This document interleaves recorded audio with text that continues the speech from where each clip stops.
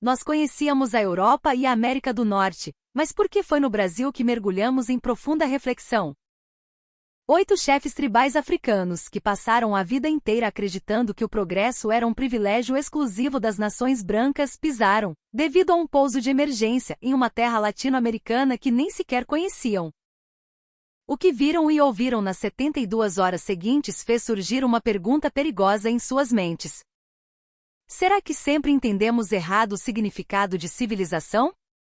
Nenhum deles poderia imaginar que aquela viagem de volta de Nova York mudaria a maneira como viam o mundo. Esses 8 líderes indígenas africanos estavam sentados lado a lado na classe executiva de uma companhia aérea internacional, voltando para casa com os resultados de uma conferência da ONU sobre direitos indígenas. Para a maioria, era a primeira vez que saíam de seu continente. O mundo moderno ainda lhes parecia estranho, distante e muitas vezes exaustivo. Entre eles estava o ancião Samori Keita, de 86 anos, o líder mais velho do grupo.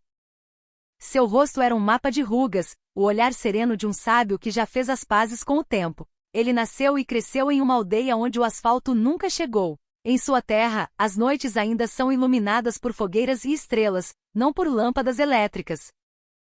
Ao seu lado, o chefe Cameutinga parecia mais inquieto. Mais jovem e de mente afiada, era conhecido por criticar a narrativa ocidental de progresso.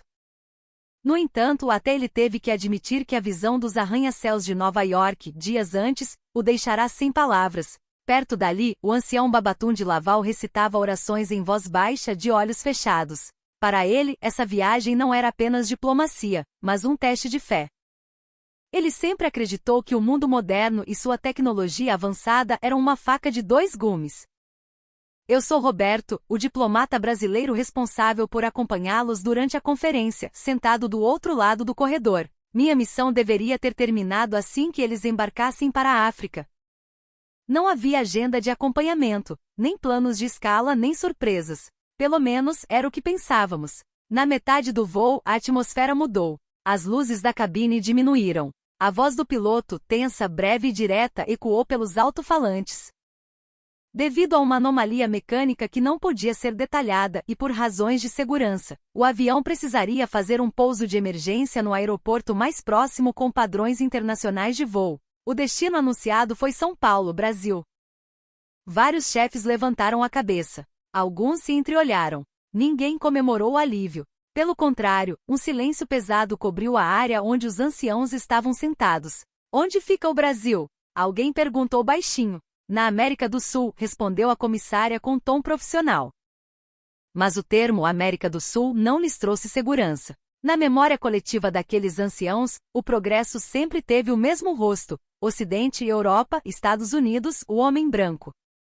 Países fora desse eixo eram frequentemente retratados como lugares atrasados, caóticos, perigosos ou incapazes de lidar com emergências. O ancião Babatunde abriu os olhos e olhou para mim. Esse país é seguro? Sussurrou. Eu balancei a cabeça, tentando soar o mais calmo possível.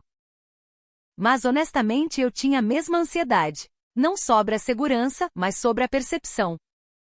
Eu conheço minha pátria, claro, mas vê-la através dos olhos de 8 líderes tribais que nunca tiveram contato com o mundo moderno, e que só ouviram histórias sobre a violência e o caos latino, era algo completamente diferente. O ancião Samori apertou sua bengala de madeira. Somos velhos, disse ele devagar. Não estamos acostumados a mudanças repentinas. O chefe Cameu olhou para a escuridão fora da janela. O Ocidente sempre diz que eles são o centro da civilização, disse ele friamente. Vamos ver o que o mundo fora dessa história tem a oferecer. O avião começou a descer. A paisagem lá fora, antes um breu total, começou a ser preenchida por pontos de luz. Não 1 ou 2, mas milhões. Um mar infinito de luzes douradas e brancas, os arranha-céus de São Paulo cortando a escuridão como uma selva de pedra elétrica. Os anciãos ficaram em silêncio. Quando os pneus do avião tocaram a pista suavemente, ninguém falou. Não houve aplausos, apenas respirações contidas. Pela janela, o aeroporto internacional de Guarulhos se revelava vasto, iluminado e operando com uma precisão impressionante. A cena não condizia com a imagem de caos tropical que eles tinham em mente. Quando o avião desacelerou e parou completamente, percebi uma coisa: aquela escala não era apenas uma parada técnica. Era o início de algo que nenhum de nós havia planejado. A porta da cabine se abriu lentamente. O ar da noite brasileira entrou ameno, nem muito quente nem muito frio, mas sem o cheiro de fumaça ou a confusão barulhenta que os anciãos esperavam. Era quase meia-noite. Em muitos países, isso significaria exaustão e falta de preparo. Mas o que viram foi o oposto. O aeroporto estava vivo, pulsando como se o dia nunca tivesse acabado. Ao darem o primeiro passo no Finger, foram recebidos por pisos brilhantes, luzes brancas organizadas e funcionários uniformizados em seus postos. Sem gritos, sem rostos em pânico. Não parecia um pouso de emergência. O ancião Samori parou. Ele olhou ao redor com aqueles olhos que por décadas só viram telhados de palha e céus abertos. Sua mão segurando a velha bengala tremia levemente. Isso é um aeroporto? Sussurrou a voz quase inaudível. Eu balancei a cabeça. Esta é a porta de entrada do Brasil. Vários funcionários de terra se aproximaram com passos firmes. Seus sorrisos eram genuínos, carregados daquele calor humano típico do brasileiro. Um jovem cumprimentou em um inglês claro, perguntando sobre a situação do grupo, confirmando se os idosos estavam bem. Antes mesmo de pedirmos, cadeiras de rodas foram trazidas e garrafas de água mineral oferecidas. O ancião Babatunde franziu a testa, olhando para mim. Eles sabem que somos velhos, disse ele baixinho. E eles se importam. No saguão de imigração, a atmosfera deixou os anciãos ainda mais silenciosos. O teto alto, o espaço amplo, as placas bilíngues claras. As equipes de limpeza passavam discretamente, garantindo que o chão espelhasse o teto. Fomos guiados para a Polícia Federal. Lembrei-me de experiências longas e exaustivas em muitos aeroportos do mundo e prendi a respiração. No entanto, a fila andava. Não havia gritos de oficiais, nem rostos cansados sem empatia. Quando chegou a vez de verificar os passaportes, uma funcionária indicou a fila preferencial. No Brasil, idosos têm prioridade por lei. Ela explicou o processo com paciência e um inglês pausado. O chefe Cameu observava tudo atentamente. Em muitos lugares, sussurrou ele, quando chegamos de repente, somos vistos como um fardo. Mas aqui não. A oficial da imigração até ajudou a preencher os formulários que a vista cansada dos anciãos não conseguia decifrar. Sem pressa, sem reclamações. Quando o ancião Samori se confundiu com o leitor de digitais, ela se inclinou, olhou nos olhos dele e explicou novamente com um tom doce, como se falasse com o próprio avô. Ao final, ainda disse, desculpe a demora, o senhor pode ir devagar. Bem-vindo ao Brasil. Aquela frase simples impactou-os mais do que qualquer alta tecnologia. O processo terminou muito mais rápido do que esperávamos. Fora da área restrita, outros funcionários já aguardavam para oferecer acomodação de emergência e transporte. Eles perguntaram cuidadosamente sobre restrições alimentares, se comiam carne de porco, sobre costumes de oração e condições de saúde. O ancião Babatunde baixou a cabeça e murmurou, isso não é apenas sistema, isso é coração. Naquela noite vi algo mudar no rosto dos anciãos. Não era alegria excessiva, mas uma confusão honesta. A confusão de ver uma realidade que não batia com as histórias que acreditaram a vida toda. Um país latino-americano, uma nação miscigenada tão organizada, humana e cheia de cuidado? O chefe Cameu falou novamente, a voz mais baixa que o normal. Se isso não é civilização, então o que é? O que temos chamado de civilização até hoje? Ninguém respondeu. Saímos do aeroporto em direção à estação de trem. A noite da Grande São Paulo nos recebeu com seu mar de luzes. As ruas estavam limpas, a atmosfera passava uma sensação de controle. O trem expresso já aguardava. As portas se abriram, o interior estava limpo, refrigerado. Os assentos eram impecáveis. Quando os anciãos entraram no vagão, olhei para trás, para o terminal que se afastava.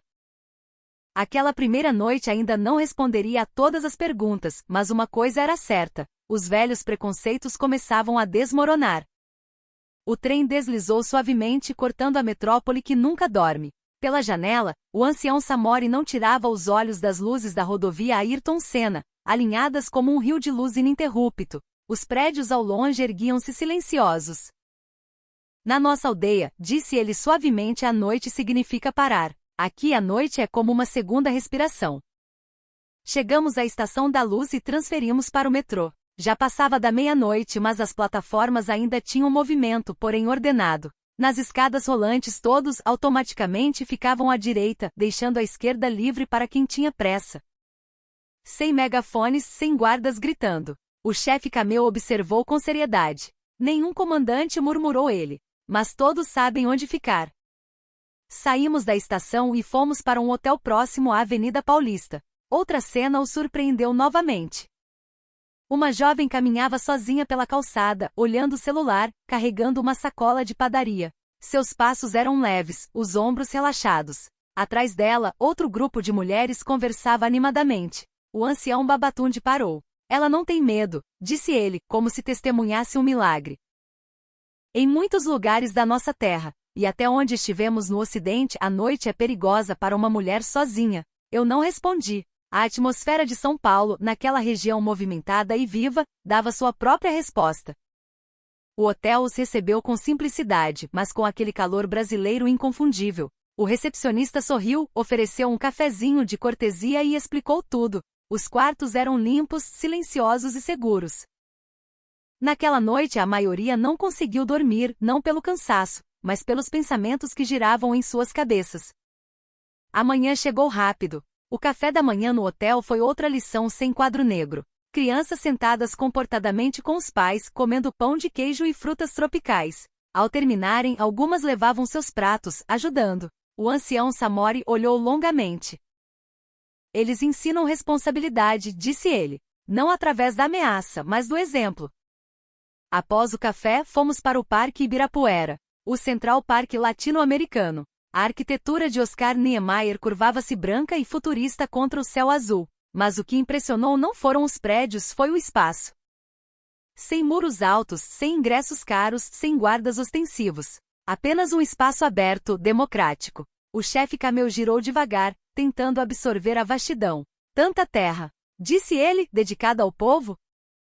Crianças corriam, idosos praticavam tai chi ou ginástica, jovens dançavam ao som de funk ou hip hop perto da marquise. Sem exclusão. Sem símbolos de poder que amedrontam. Apenas espaço compartilhado.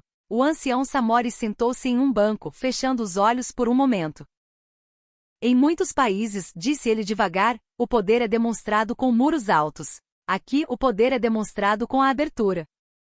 Caminhamos pelo parque. Os anciãos notaram que as pessoas jogavam o lixo nas lixeiras coloridas de reciclagem sem que ninguém precisasse mandar. Não havia medo de punição, apenas a consciência de que aquele espaço pertencia a todos.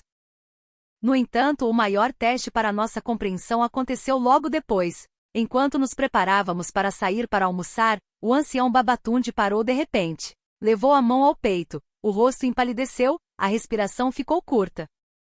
Aquele momento pareceu durar uma eternidade. Corri para ampará-lo. Imediatamente pedestres ao redor pararam para ajudar. Um homem sacou o celular. Estou ligando para o SAMU 192. Gritou ele. Não houve pânico coletivo, apenas ação solidária. Em minutos, um tempo incrivelmente rápido para uma metrópole daquele tamanho, a sirene soou. Os carros na avenida se afastaram, criando um corredor de emergência para a ambulância passar. Os anciãos se entreolharam incrédulos. Como é possível ser tão rápido? Como os carros abrem caminho assim? Sussurrou Camel. Os paramédicos do SAMU desceram. Trabalho profissional, ágil e humano. Conectaram o oxigênio, monitoraram o coração. Explicavam cada passo, sem arrogância. É uma arritmia e exaustão, disse a médica com voz calma. Vamos levá-lo ao Hospital das Clínicas. Ele vai ficar bem. Olhei para o rosto do ancião Samori. Não havia medo excessivo, apenas uma surpresa profunda. Chegamos ao Hospital das Clínicas, um gigante da medicina pública. O pronto-socorro estava cheio, mas o sistema de triagem funcionou. Médicos vieram explicar a situação com paciência. Exames feitos, diagnóstico claro, tratamento iniciado. Babatunde estava estável. Mas o que silenciou os anciãos foi o que aconteceu depois. Quando os procedimentos administrativos terminaram, o chefe Camel, preocupado, puxou a carteira. Ele sabia das histórias de terror sobre os custos médicos nos Estados Unidos. Quanto devemos? Perguntou ele, hesitante. A atendente da recepção sorriu gentilmente e balançou a cabeça. O senhor não deve nada. Como assim? Cameu franziu a testa. Os remédios, a ambulância, os médicos especialistas. Isso é o SUS, senhor. O Sistema Único de Saúde. Ela explicou com orgulho. No Brasil, a saúde é um direito de todos, inclusive de estrangeiros em trânsito. É gratuito. É universal. O ancião Babatunde, já sentado na cama, abaixou a cabeça e chorou. Suas mãos tremiam, não de dor, mas de emoção. Na nossa terra, disse ele com a voz embargada, ficar doente significa vender a terra. Ficar doente significa pobreza. Ele olhou para mim, depois para o hospital limpo e movimentado ao redor. E aqui, ficar doente significa ser ajudado. Simplesmente porque sou um ser humano. Saímos do hospital ao entardecer. São Paulo continuava seu ritmo frenético. Ninguém sabia que aquele dia havia mudado algo fundamental dentro de 8 líderes tribais africanos. No táxi, o ancião Samori finalmente falou. Sua voz era firme. Um país civilizado, disse ele, não é aquele que causa medo com seu poder bélico. Ele respirou fundo. Um país civilizado é aquele onde o doente não sente medo de ser esquecido. Ninguém rebateu, porque naquele dia o sistema havia falado. E ele falou a língua da humanidade. O último dia chegou silenciosamente. Fomos a uma área onde a diversidade brasileira se mostrava. Vimos uma igreja católica antiga, e a poucos metros, um centro espírita e pessoas com roupas de candomblé caminhando na mesma calçada. Os sinos tocavam, os atabaques soavam ao longe. Ninguém se incomodava. O ancião Samori observou a cena. Em muitos lugares, a fé é usada para separar. Aqui ela convive. Sem discursos, o Brasil ensinava. Ao meio-dia, entramos em uma padaria tradicional para o almoço. O cheiro de pão fresco misturado com o aroma de feijoada e café tomava o ar. No balcão, executivos de terno comiam ao lado de operários da construção civil e estudantes. Todos juntos compartilhando o mesmo espaço, rindo, pedindo média com pão na chapa. Os anciãos sentaram-se entre eles. Nenhum tratamento especial, apenas inclusão. Uma garçonete sorridente trouxe uma bandeja de coxinhas e pão de queijo como cortesia para que experimentassem. Na mesa ao lado, um brasileiro, vendo a curiosidade deles, puxou conversa em um inglês improvisado, recomendando molho de pimenta. Mesmo com a barreira da língua, as risadas explodiram. O ancião Babatunde olhou ao redor com os olhos marejados. Nossas línguas são diferentes, disse ele. Mas nossos corações se encontraram. Naquela noite, as malas foram fechadas. Não havia a excitação usual de voltar para casa, mas um peso reflexivo. Antes de se separarem no aeroporto de Guarulhos, Cameu segurou meu braço com força. Viemos como passageiros perdidos, disse ele. Partimos como aprendizes. O avião decolou, levando-os de volta para a África. Fiquei no saguão de embarque olhando para o céu do hemisfério sul, sabendo que aquela despedida não era o fim, mas o começo. Semanas depois, as notícias começaram a chegar. Na aldeia do ancião Samori, ele convocou uma assembleia. Não falou sobre arranha-céus ou chips de computador. Falou sobre a disciplina sem força, sobre o respeito aos idosos na fila, sobre como a limpeza pública é um ato de autoestima. A aldeia começou a organizar mutirões de limpeza semanais. Fontes de água foram protegidas. Na região de Babatunde, as escolas tradicionais mudaram. As crianças passaram a aprender sobre responsabilidade social, cuidado com o ambiente e a importância de cuidar dos mais fracos, inspirados no conceito de saúde para todos, que viram no Hospital Brasileiro. Nós aprendemos com o Brasil, disse ele aos pais. Não com livros, mas com o exemplo.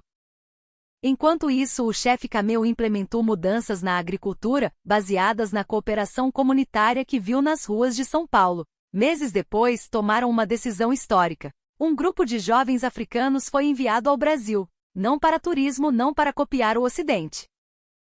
Vieram para aprender sobre agricultura tropical, sobre saúde pública comunitária e sobre como construir uma sociedade onde diferentes credos convivem. Quando voltaram, trouxeram não apenas conhecimento técnico, mas uma nova visão. Recebi uma foto de longe. Crianças africanas em fila organizada entrando na escola. Uma faixa na parede dizia em letras pintadas à mão: Aprendendo com o Sul.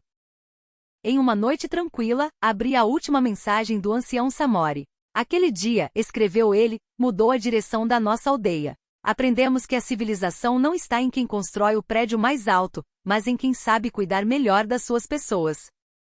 Desliguei a tela do celular e sorri. O Brasil nunca teve a intenção de ensinar ninguém. Ele apenas foi ele mesmo.